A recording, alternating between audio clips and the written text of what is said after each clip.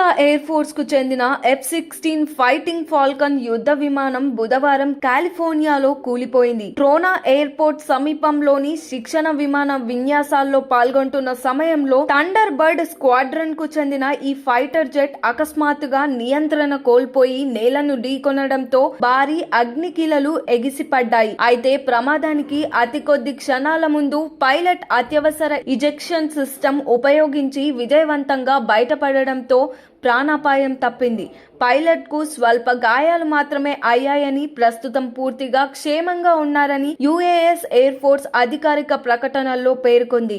ఈ శిక్షణ కార్యక్రమంలో మొత్తం 6 విమానాలు పాల్గొన్నట్లు వెల్లడించబడగా ప్రమాదానికి గల ఖచ్చితమైన కారణాలు ఇంకా తెలియలేదని, దర్యాప్తు ఇప్పటికే ప్రారంభమైనట్టు ఎయిర్ ఫోర్స్ తెలిపింది. సింగిల్ ఇంజన్ మల్టీ రోల్ వినియోగంలో అత్యంత కీలకమైన F-16C ఫైటింగ్ ఫాల్కన్ ను అమెరికా వైమానిక దళం బల ప్రదర్శన విన్యాసాలు మరియు గగనతల ప్రదర్శనల్లో విస్తృతంగా ఉపయోగిస్తుంటుంది. మరి దీనిపైన మీ అభిప్రాయం ఏంటో కామెంట్ చేయండి. మరిన్ని అప్డేట్స్ కోసం చూస్తూనే ఉండండి RLR టీవీ.